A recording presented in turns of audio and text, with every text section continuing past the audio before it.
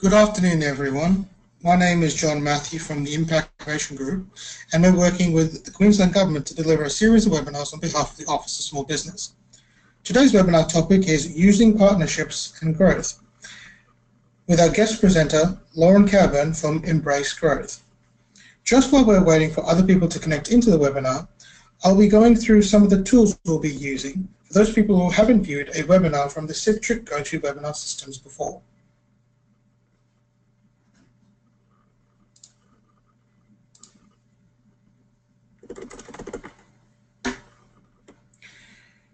Your screen should look like this: a slide in the center and a control panel or dashboard on the right. This control panel will collapse automatically when you are not using it. So to keep it open, just click the View menu at the top and uncheck Auto Hide Control Panel. During the webinar, we might ask you a question so we can better understand and improve your experience with this topic.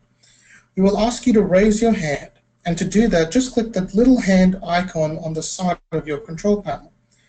Remember to lower your hand afterwards just by clicking on the same blue icon.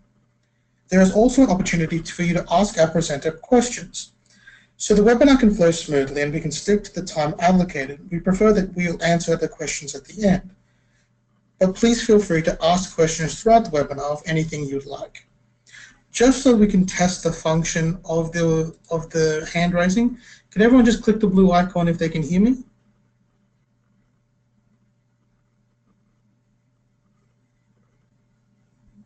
Okay, thank you very much.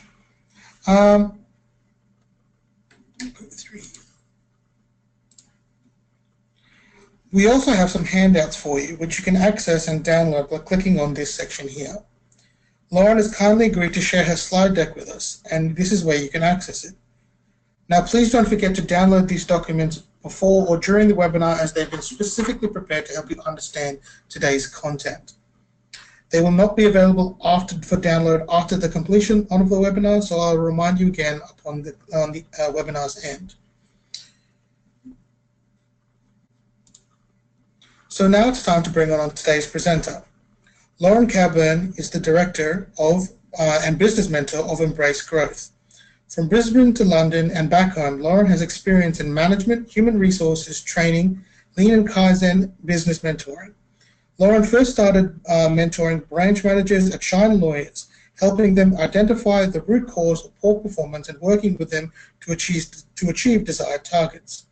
In 2010, Lauren was appointed as one of the program managers for the transformation project, responsible for the development of a strategy and implementation of a framework for Lean and Law 9000. She loves being able to support small business owners to take control of their business and achieve their vision for success. So Lauren, welcome to the webinar. Thanks, John. Okay. So thanks everybody for joining today. I'm going to share with you some of the tips that I've learned along the way on how to build better businesses. I'm representing Embrace Growth and Snellum and Tom today.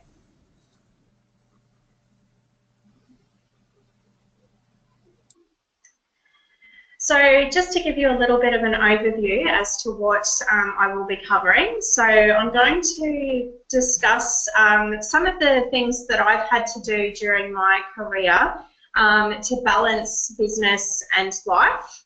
I've also had situations where I started out as a sole trader, but then to grow the business, I had to look at bringing on business partners. So I'm going to go through a little bit of that today with you. Then I want to talk to you about business structures, because as businesses grow, their needs do change, and so therefore the business structure might also need to change. That of course then creates a whole heap of legal essentials that you'll need to know, and also maybe how you actually fund the growth of the business.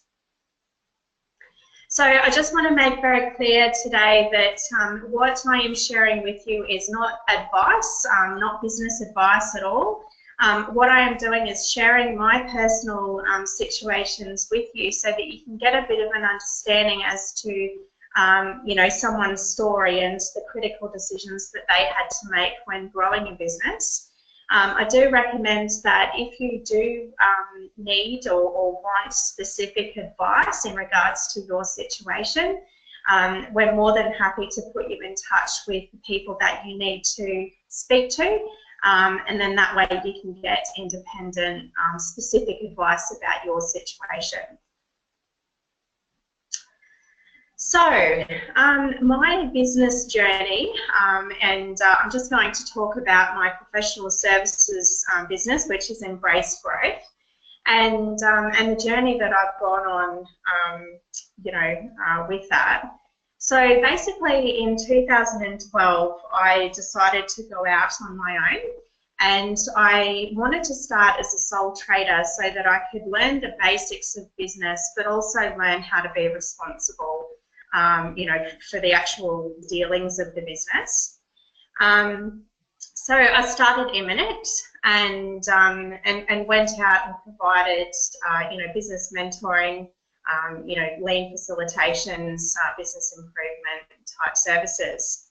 Now, one of the things that, you know, I guess I reflect on now, being a sole trader, was that it was so easy because all you had to do is basically focus on, you know, making sure that you bring in enough revenue to pay for the bills, you know, pay yourself a decent wage, you know, and so forth. But about 12 months into running the business, I realised that, you know what, I haven't done this just to pay myself.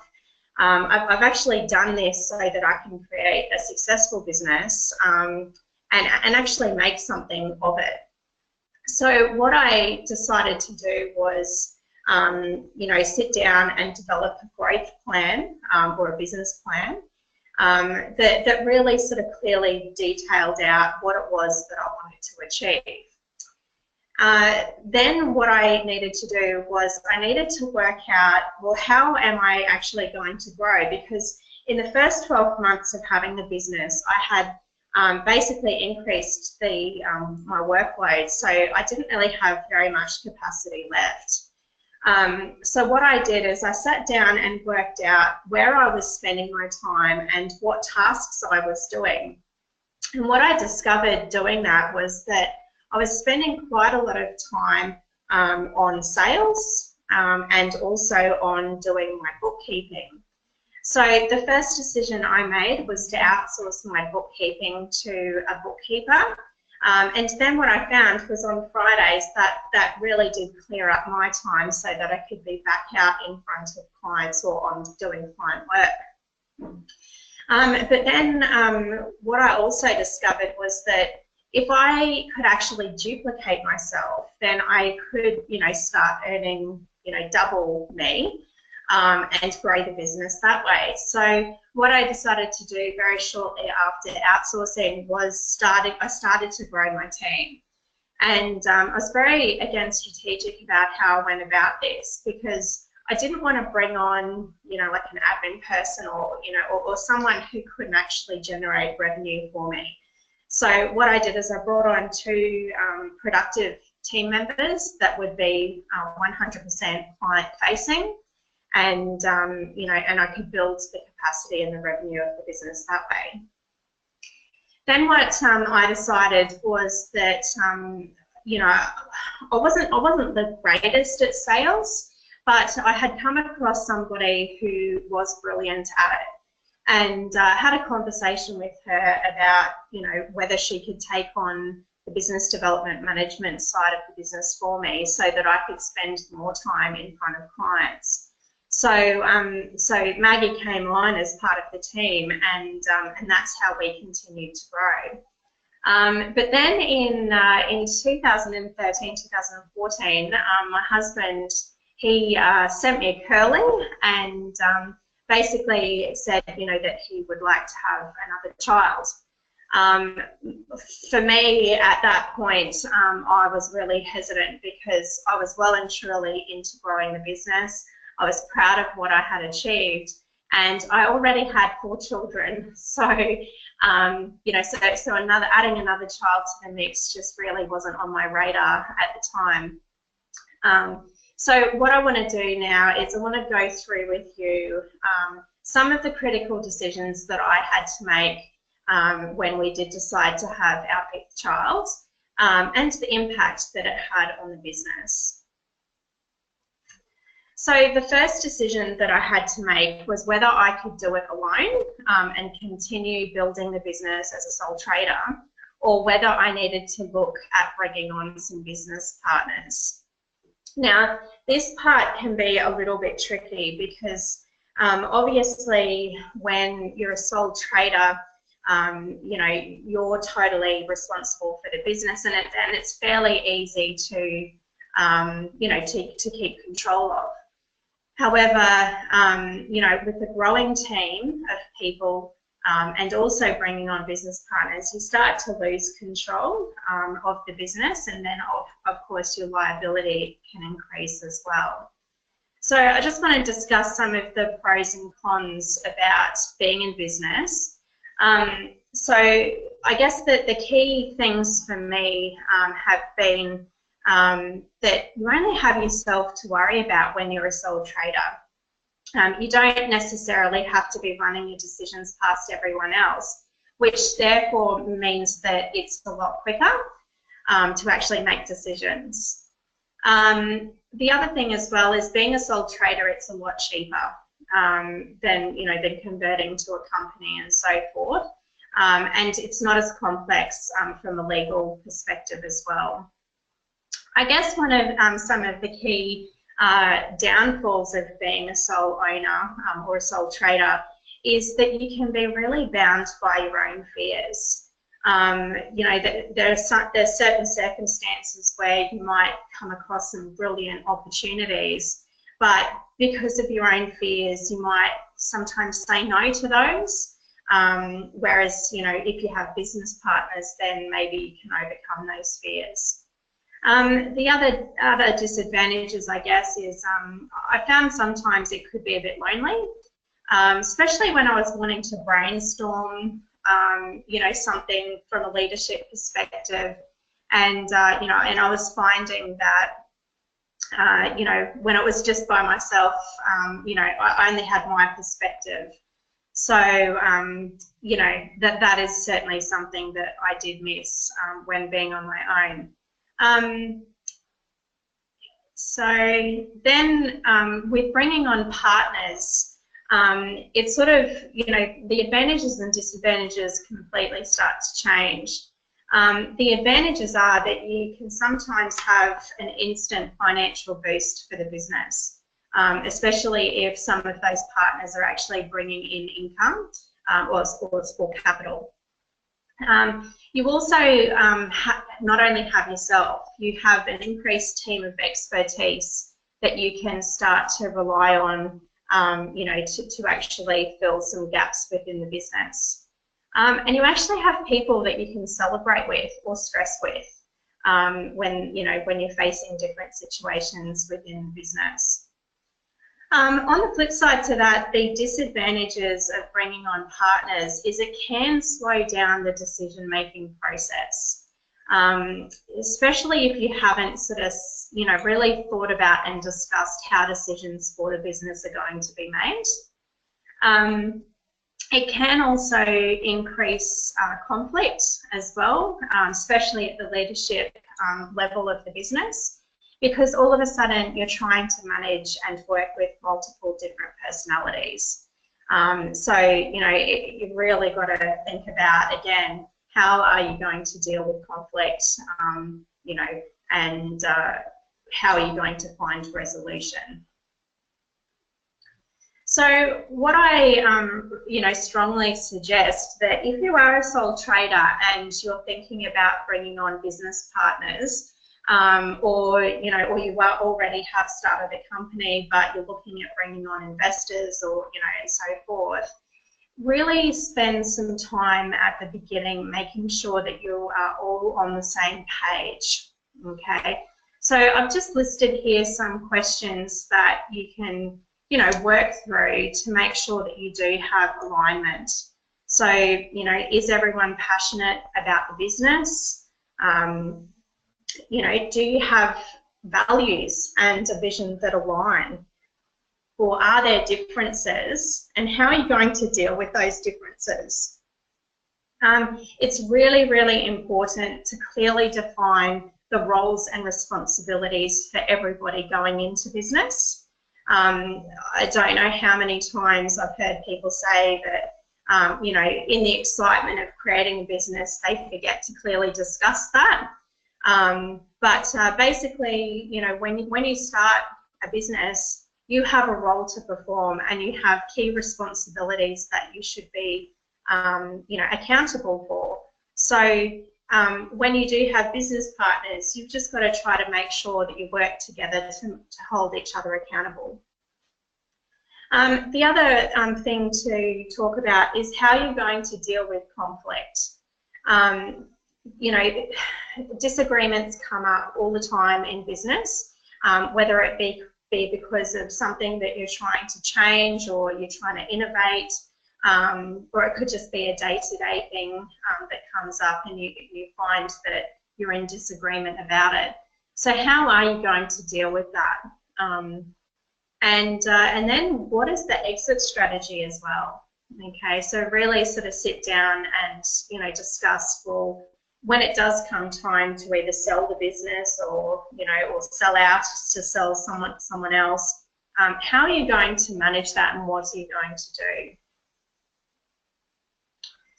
So the next part for me was about business structures. So this actually came about before I had decided to have the 5th child, because the performance of Immunect was actually going so well that I had worked with my accountant to try to mitigate the taxation that I had to pay, and so forth, and we had exhausted all of those avenues. So my accountant had recommended to me that we needed to start looking at changing to a company structure. With a growing team as well, it was really important that the level of risk increases when the more people you have come onto your team, because they're out doing the job and you can't be monitoring, micromanaging every detail of what they're doing. So as a sole trader, you have to be careful of that, because at the end of the day, you're going to be personally responsible for their mistakes. The next one as well was, feeding into that was the legal obligation. So as a sole trader, I was personally liable for any mistakes that my team did make. And now that we were sort of discussing, changing to a company structure, potentially bringing on other business partners, continuing to grow the team, I sort of no longer felt comfortable taking on that liability. So hence why we started to look at changing to company structure. So I just want to go through very quickly some of the, the core aspects of being a sole trader. So basically, the definition of being a sole trader is, as an individual, you're running and own that business. A lot of people use their name, for instance, as a sole trader, because there is no differentiation between yourself and the business. You are the one thing. Setting up or being a sole trader is very simple to set up, and it's also very cheap.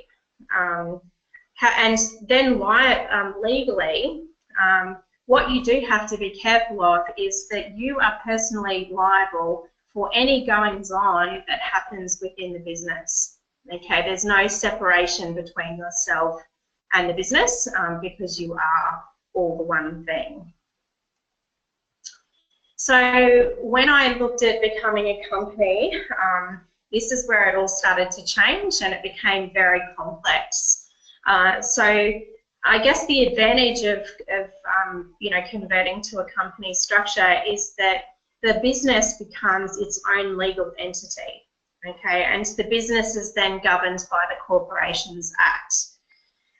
You now, as an individual, aren't personally liable for the actual business.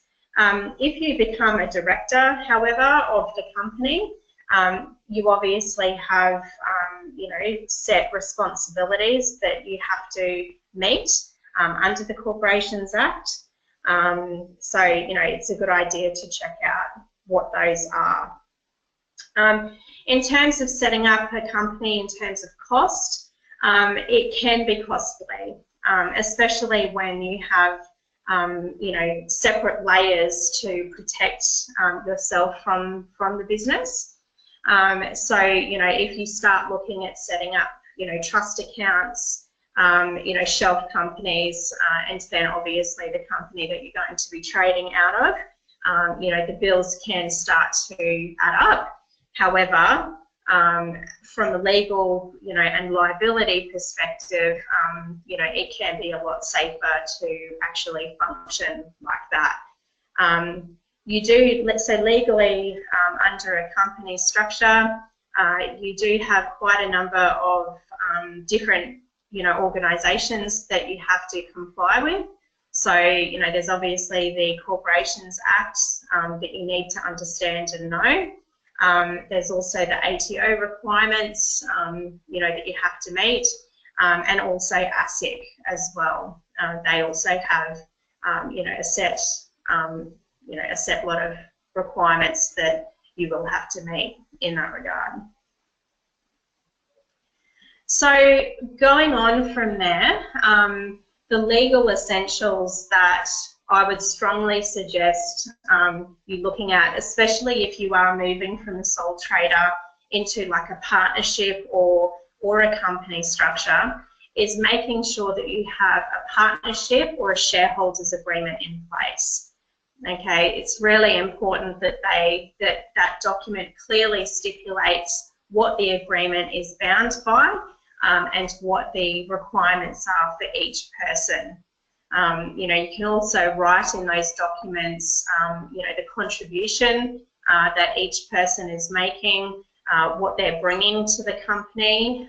So if it's like financial, for instance, what are they contributing financially? And is there arrangements for whether that money is going to be paid back, and when, and so forth. These written documents as well can, you know, can be very useful in terms of if something changes with a legal partner, with one of your partners, and they decide to sell, you know, or leave the business, then you can have clauses in there where it's the, you know, first right of, you know, buyback of their shares and so forth. So it sort of stops them from, you know, from being able to go out and sell them to an external party, so that at least you can, you know, as the remaining partner, potentially buy those shares and have full control of the business. As I said before, clearly defining the roles and the contribution that each person is making is vitally important. You know, not only do you want to be documenting, you know, the roles and the contribution, but you also want to be setting, you know, performance targets and that sort of thing for each person as well. So that, you know, like if down the track there are potential issues, at least this has been clearly documented as to what, you know, what the agreement has been, what the performance levels for each person are, and you can have that discussion if you need to. The other thing that is really important as well is to discuss pay. So, you know, as directors of a company, or even, you know, in partnerships, we don't tend to work for nothing. There should, you know, there should be some sort of remuneration, you know, for your hard works that you're putting into the business. So how are you going to structure that? You also need to make sure that you are complying, you know, with the modern awards. and making sure that each person, gets their leave entitlements, that they get paid what they should be getting paid and so forth. So there's different pay structures that you can put in place for that. But, again, you need to make sure that whatever is working, works for everybody who's involved. And then the final thing, I've actually had recently a couple of businesses where their business partners have passed away. And, so making sure that, when you're going into business, you have your will and estate, legally drawn up and, and being managed, because if you are a business owner and something does happen to you, then, you want to make sure that your family are protected, and also the business is protected. So, so the will and estates can help you with that. So, I guess, when you are starting to grow your business and you're starting to move into, company structures and, trust accounts and all of that sort of stuff, there's a lot of information that you may not necessarily know. What I strongly advise is for people to start creating a circle of advice around them. Okay, and these people can almost be part of your board of advice, and basically what you're wanting is to have a specialist in each field, so that you can make sure that whatever's going on in the business, you have that go-to person who's going to be able to provide you with expert advice. So a common format for your board of advice would be to have a lawyer that you can speak to about business matters, a marketing consultant as well, so that they can help you to increase your brand awareness, but also maximise your marketing campaigns to get good return on investment. It's really important to have a good accountant as well.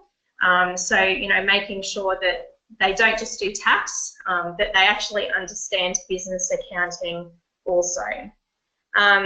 It's a good idea to have a good relationship with your banker, because, if you are looking at borrowing money, or, if you need to go and talk to, a bank lender in regards to, tough times, it's good to have that relationship with them.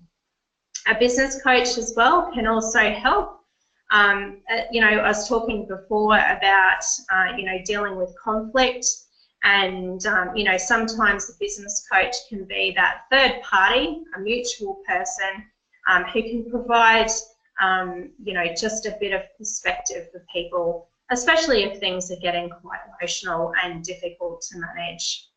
And then, of course, your insurance broker. So it's very, very important that you have the right insurances in place, so that you're purely, covered for what's going on in your business. And an insurance broker, is the best person to do that, because generally they're across, all sorts of insurance that you might need in your business.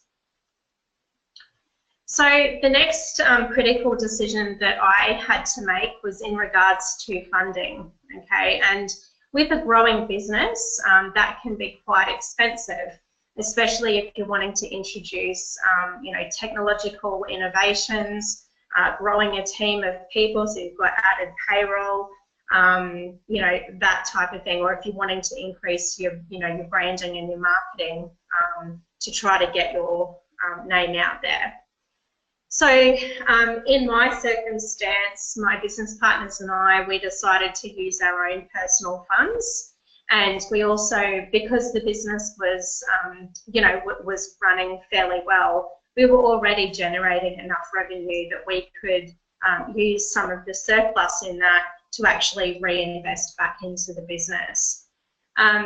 If you're in that situation, but you yourself are struggling with personal funds, you could potentially approach family and friends to see if they would like to, offer some sort of, money towards the business, or they might become a partner within the business. Obviously, this is risky because if something does go wrong within the business, you just want to make sure that they fully understand that, that they could potentially lose that investment. Then the second way to find funds for a growing business, and there's a lot of talk about this at the moment in the marketplace, is government grants. So there are a number of government grants, at the federal and state level that, are helping small business to be able to get funds in order to grow. Obviously, they are quite competitive. However, if you would like to do that, then, feel free to contact me and I can point you in the right direction. The other types of investors that are out there are angel investors and venture capitalists.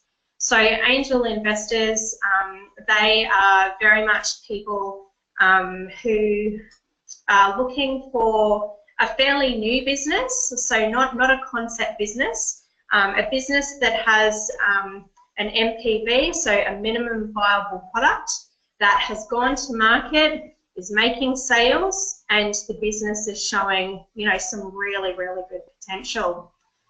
Talking to the angel investors, I have heard that a lot of them are interested in tech type projects, or businesses to invest in.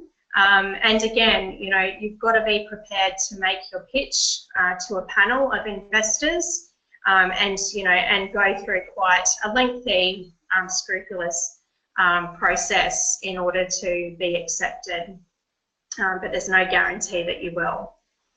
Venture capitalists, now they are more for well-established businesses that are performing really, really well. So for instance, you might have, your business here in Australia, you're operating nationally, you're getting really, really good sales, like I'm talking up in the millions.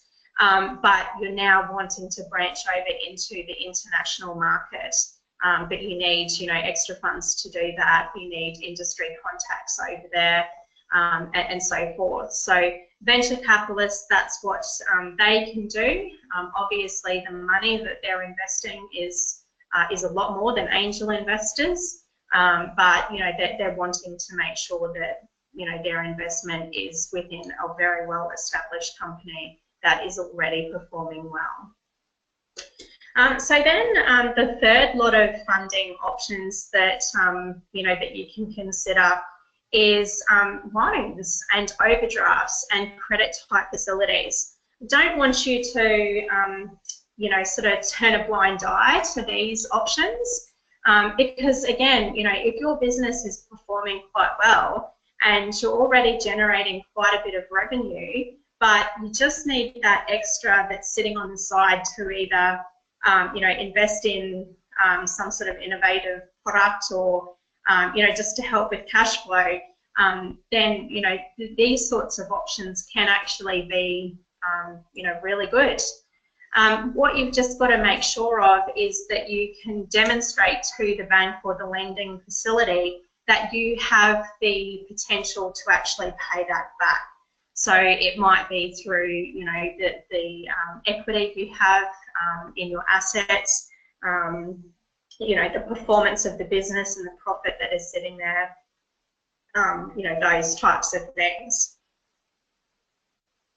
So upon reflection, of being in business, I guess the key things that I have learned is that, I really enjoyed my time as a sole trader because I found it so rewarding. I could feel proud of what I had achieved, and and that was worth celebrating. But as I mentioned earlier, there are times when it did get lonely.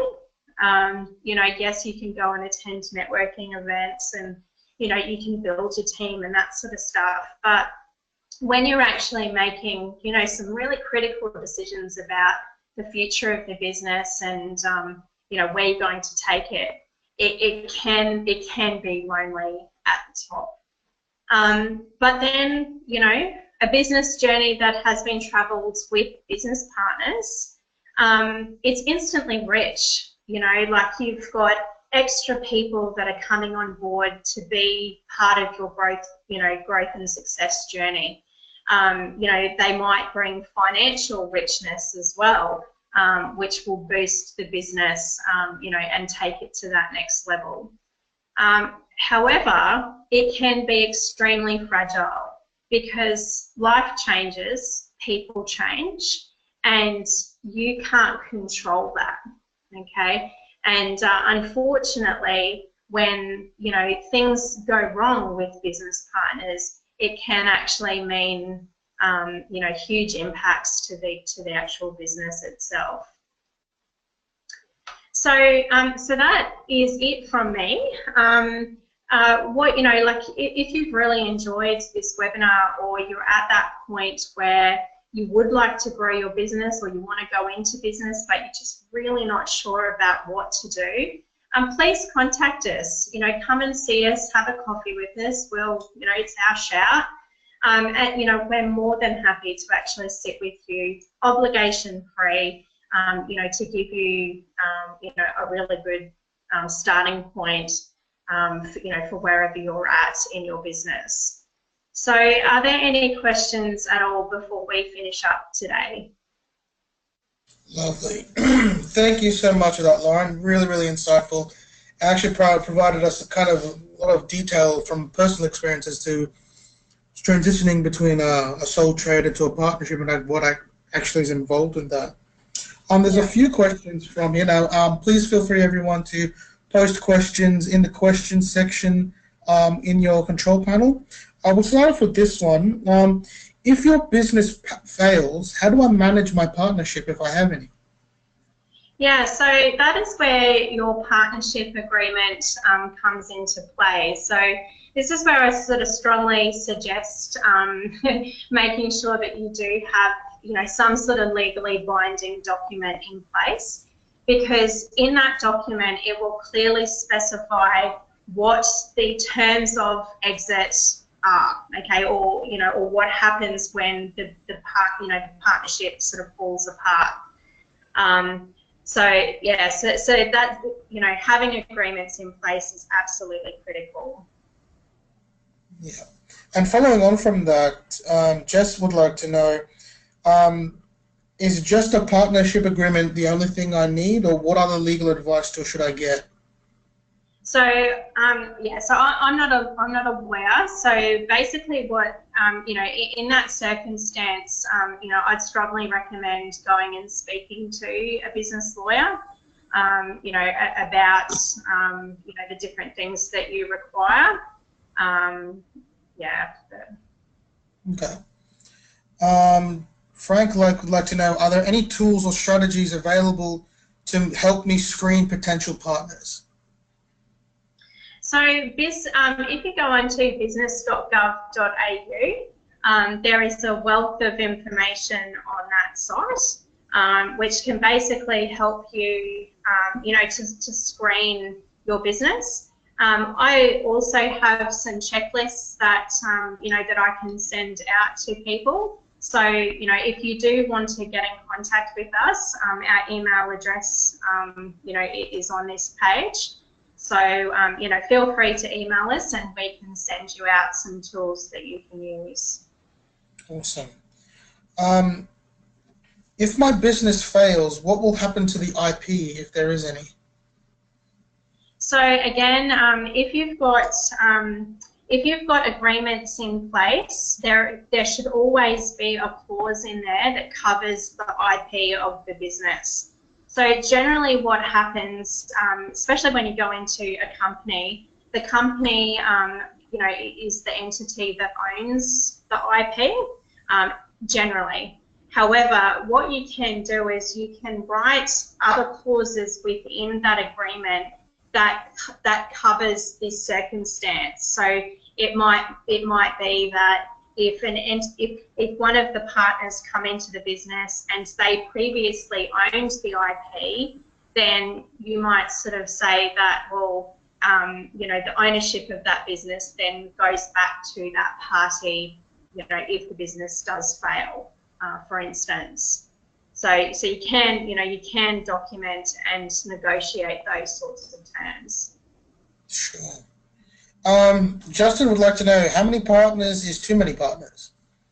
So basically with partners, so in some constitutions there is a limit. So in some that I've had, we can only have 10. So 10 directors on the board.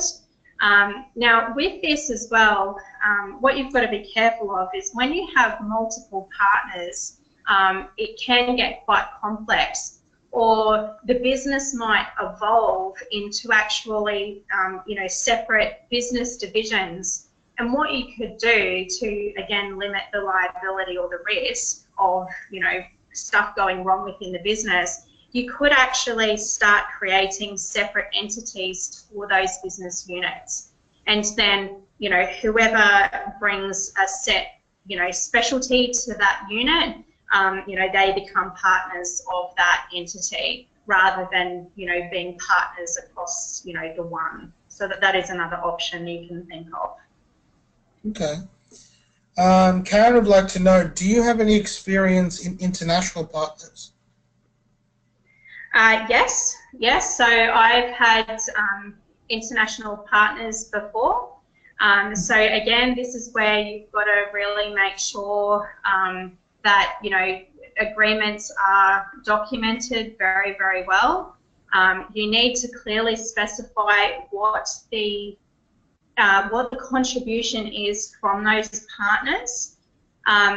Now, you know, I've had circumstances where some people have, like the overseas investors, because of time difference, catching up can be, you know, a little bit difficult. So, you know, again, what I would strongly suggest is that, you know, before you take on international partners, you sit down and you work out when you are going to catch up to discuss, you know, the goings on of the business, how frequent, you know, those meetings are going to be, you know, and what their contribution is going to be. Sure. Leslie would like to know, do you have any tips for accessing grants for a startup business, i.e. is a business plan or project plan the starting point? Yes, so a lot of them do ask for business plans. So, you know, again, if you want to email me your contact details, what I can do is send you the links to the different grants that are available, and we can discuss too what your actual needs are, because the different grants, you know, obviously focus on different things. Excellent. One final question here. In determining what partner you should go with, is there a financial decision, or should it surely be based on how well you work together? Yes, yeah. It needs to be both, because at the end of the day, you know, yes, okay, they might make a financial investment in the business, but you still have to work together. Okay, and you know, you still have to be responsible. Like, so if they're investing in the business solely to be a silent partner, you're still accountable to them. So if the business is performing well, then you'll need to report to them, you know, and share with them how the business is actually achieving that and celebrate that together. But then on the flip side, if the business isn't performing well or it starts to hit certain challenges, because they have invested in the business, they're going to want to know what has happened. You know, so yeah, so really do make sure that, you know, there is some alignment there, and there is a good relationship. Excellent. Okay, I think we'll end it there. Thank you everyone for attending the webinar today. Please remember to download the handouts before you exit. This webinar is being recorded and will be uploaded to the Impact Innovation Group YouTube page, should you wish to view it again.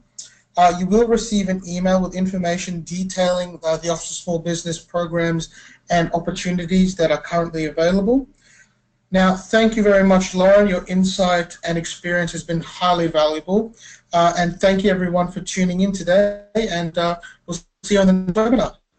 Right. Thanks, John. Thank you, Lauren. Take care.